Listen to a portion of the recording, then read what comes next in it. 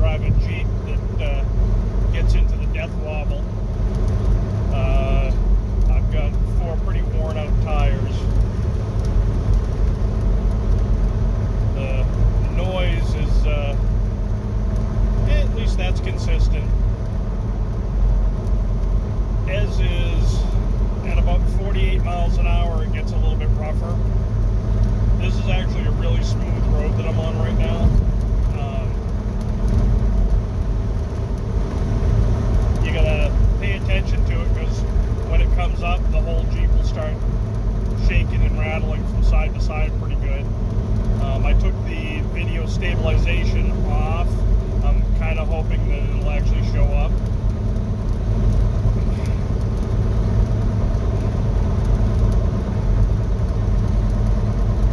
Pretty sure that when I get back to the house, we're ordering some new sneakers for the Jeep. We're going to have to be commuting again starting next week. This will be a little rough on the shocks and everything else. But other than that, a hint on how to deal with the wobble is find out where the speed is and try to drive either just below that or just above it. Usually Jeeps will work themselves out of the wobble at either a higher speed or a slightly lower speed. Don't try to fight it, like trying to swing the steering wheel back and forth to compensate for it. That'll just make it worse. Best advice I have is just hang on and let it go. It generally won't wobble to the point where it'll throw you right off the road. But it will make you feel like the entire Jeep's going to fall apart. Like I said, I mean, stuff that can cause that is a wheel that's out of balance, having mud stuck in the wheel if you've gone, four-wheeling, or in the wintertime having ice stuck in it, having a bad tire, having worn-out tires with cupping. I've also seen it where I had a bent rim that would, at a certain speed, just get it to the point where the whole thing would be bouncing up and down just enough to throw it back and forth. This is kind of just normal. That's more of the death wobble bounce. And I'll also see it if I'm going around a turn. It'll line the cupping up in these worn out tires just right, so it'll get into a sympathetic vibration left and right. Again, nothing to really worry about if you know it's coming, but it can definitely throw people for a loop if they don't know what to expect, or if it's the first time they've ever experienced it in a Jeep. It can feel like a wheel's coming right off, or the steering system is no longer actually attached to the thing. A lot of people will sit back and say, oh, well, you just need a better steering damper.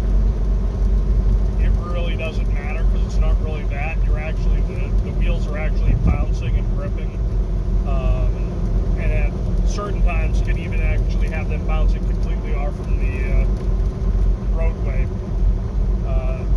The dampener, all it's going to do is you're not going to feel it as much in the steering wheel. Your vehicle's still going to be bouncing.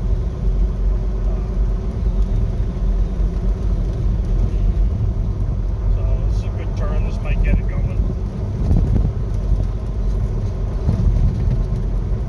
Yeah, it's a little bit right there. So we get the speed up to, say, 52. Starts smoothing back out. Seems to, with this Jeep, only happen at about 48 miles an hour all the time. Anything above that, it seems to smooth it right out. Anything below that seems to smooth it right out. And each Jeep will tell you what it, where it's comfortable and how to drive it. Again, nothing to really worry about. Try to get it back down around 48 so you can kind of get an idea of what it's like.